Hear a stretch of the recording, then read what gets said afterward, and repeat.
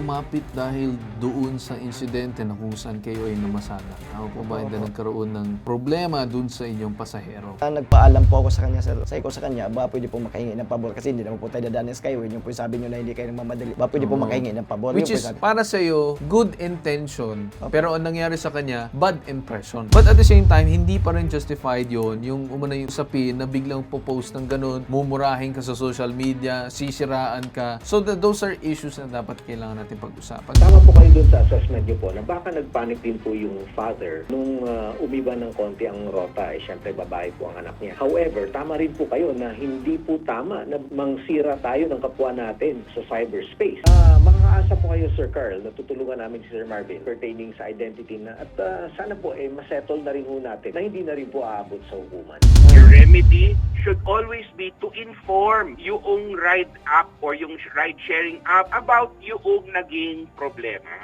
Pero you don't do it in such a way as to embarrass the person, Yes. shame the person, invite contempt towards that person kasi yun yung mga pumapasok sa libel. Pambansang Sumbungan, Bitag Helpdesk.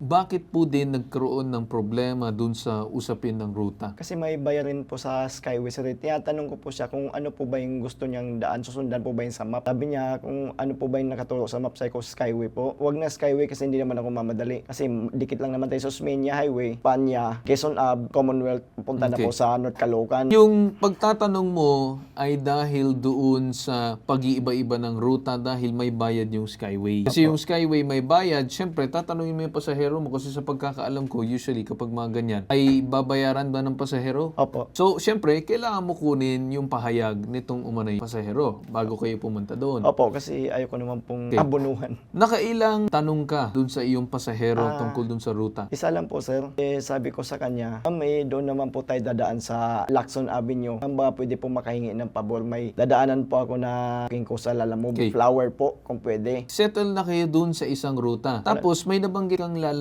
na may booking ka sa Lalamove din? Kung pwede pong dadaanan kasi hindi naman po kami dadaan ng Skyway. Nangyari, sir, habang kayo ay namamasada ng so-called in-drive, nakisuyo kayo dun sa pasahero nyo na magpasok ng booking mo ng Lalamove. Doon medyo nag-detour ka ng konti para hindi pick upin yung item. Hindi po. Hindi, sir, kahit yung konti, sabihin na natin, ito yung Osmeña, ito yung highway. Siyempre, may dadaanan ka lang konti, tatabi ka, i-stop ka muna saglit para pick upin yung said item. Tama ba? Hindi pa po nangyari yun, sir. Doon pa lang po sa Osmeña Highway, tumawag po yung tatay niya. So, yun nangyari dahil doon sa umunay pagtatanong mo sa Lalamove, medyo naging uneasy siguro ang pakiramdam ng pasahero. Opo. Kaya napatawag sa kanyang tatay at inabot sa'yo. Pagkatapos ng insidente na umano'y nagalit ang tatay, Ay, hindi naman po siya nagalit, sir. Tinanong lang po siya sa akin kung ano po yung dadaanan ko sa Flower po, kung sa Lalamove, kung mamarapatin niyo po na dagdag income ko rin po sana kasi papunta din naman po sana ng North Caloocan. Sabi niya, kung may dadaanan kang iba, di ibalik ko na lang po yung anak ko. itong pagbalik mo dun sa anak niya, binayaran mo ba yung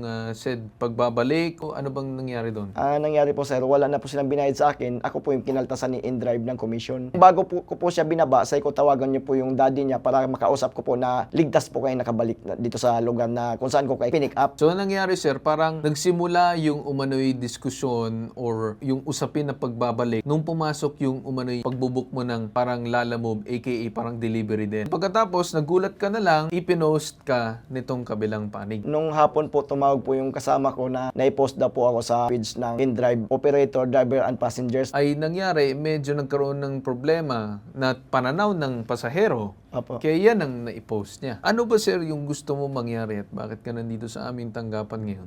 Gusto ko po sana masampahan yung kaso yung nag-post kasi naka-anonymous po siya, sir. Ang dami ko na pong napuntahan na dyan ng gobyerno, sir. Kasi ako naman, sir, ay bumabalanse eh. Gusto ko lang naman din tignan yung pananaw bilang isang pasahero and yung pananaw mo bilang isang driver. Sa daming problema na nangyayari ngayon, hindi lang naman dyan sa iyong kumpanya. Marami pa na hindi ko nababanggitin. Yung kulay green dyan na isa.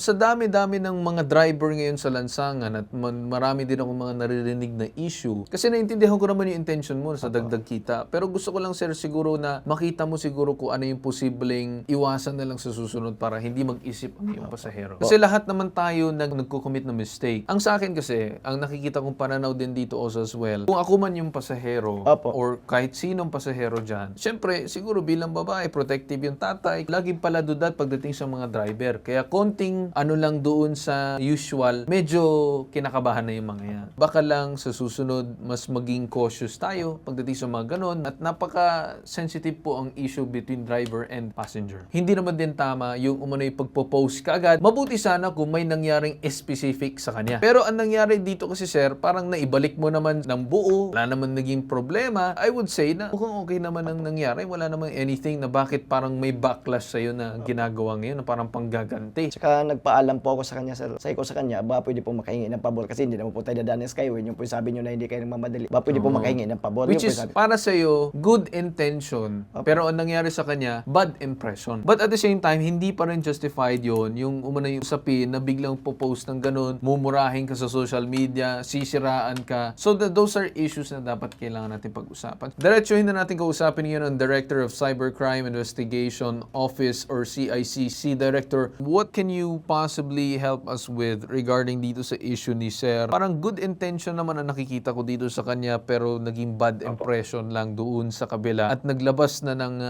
damdamin itong pasahero niya. Hindi na po yun parang naging maganda ang naging resulta sa kanyang hanap buhay. Ano pong magagawa natin dito, sir, for this investigation? Hindi ko naman din, sir, sinasabi na agad yung panigan siya. But more on, what can you possibly do for him to investigate the situation and assist him, sir? Tama po kayo dun sa assessment niyo po na baka nagpanic din po yung father nung umiba ng konti ang rota. Siyempre, babae po ang anak niya. However, tama rin po kayo na hindi po tama na mangsira tayo ng kapwa natin sa cyberspace. So, dito naman sa concern ni Sir Marvin, so naidulog na rin po dito sa CICC. Under assessment po ngayon ng mga investigador natin. Basically po, parang baka libelous ang nangyari pong pag-post ng father nung passenger po ni Sir Marvin. Ang problema po natin dito is anonymous po kasi ang Facebook user. Since may mga sinabi po siya na patungkol kay Sir Marvin. Gusto ko po, Sir Carl, na tutukan kung gusto nating ma-identify kung sino ang taong ito. For example, alam naman natin kung sino ang naging passenger natin. Alam naman ni Sir Marvin na yung picture doon na pinost is talagang yung time na yun na nakausap niya yung father. So,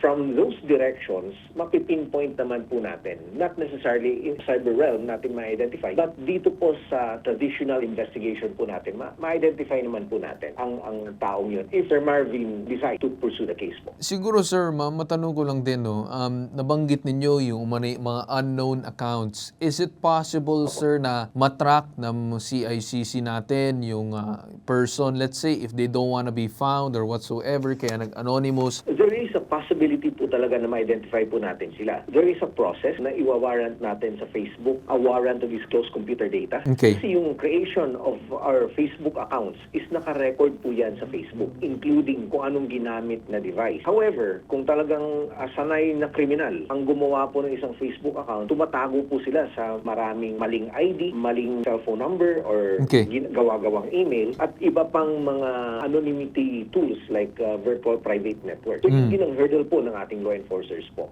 pertaining sa pagkilala sa mga taong gumagamit ng cyberspace po. So siguro, Director, no, with that said, asahan po namin yung magiging aksyon ninyo regarding dito sa reklamo ni Sir. If there's any possible way you could assist and everything else para po matuntun yung account at mapag-usap din yung dalawang panig sana. So, ako naman din ay nagpapasalamat dun sa inyong tanggapan. And if there's anything else you want to say or tell us regarding this case, we'll be happy to listen, sir. Meron ba kayong additional, sir, na gustong sabihin?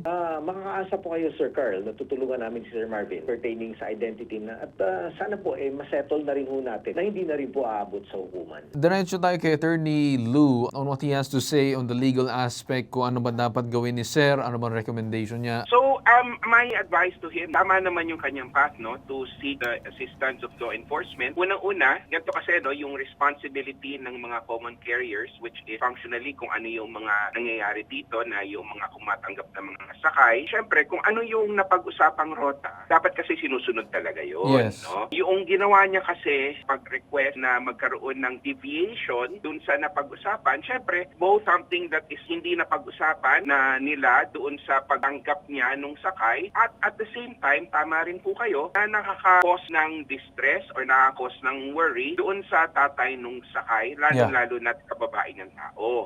So, dapat naging mas, mas maging vigilant siya or naging mas mapag-isip siya pagdating doon sa mga consequence ng maaring isipin ng ibang tao, no? Pero having had said that, tama rin po kayo na person should never take the law into their own hand, no? And use yung social media as a means of shaming Yes, another yes. person or drawing yung negativity towards that other person, di ba? Kumbaga parang tama rin na nagposible and it's highly possible na dumating na yung mga sinabi niya doon sa punto na libelous na siya. Yes. So it already functions at cyber libel. Actually, sa lahat ng mga dissatisfied doon sa serbisyo na binigay sa kanila ng isang ride service or ng isang taxi or common carrier, whatever other common carrier, no, your remedy should never be to shame yung driver. Tama. Your remedy should always be to inform yung ride app or yung ride sharing app about yung naging problema. Pero you don't do it in such a way as to embarrass the person, Yes. shame the person, invite contempt towards that person kasi yun yung mga pumapasok Yeah. sa libel. So with that said, Attorney Lou, kami naman nagpapasalamat. Maganda pong inyong sinabi na regarding na you're balancing both sides kung anong posible nakita ng kabila. But at the same time, yung mali din na ginawa na nag-post. Okay, so sir, nakuha ninyo. May aral din kayo na nakuha dito and at the same time, asistahan naman din namin kayo regarding doon naman sa pag-post. Kasi may tamang pamamaraan and hindi nasunod yun.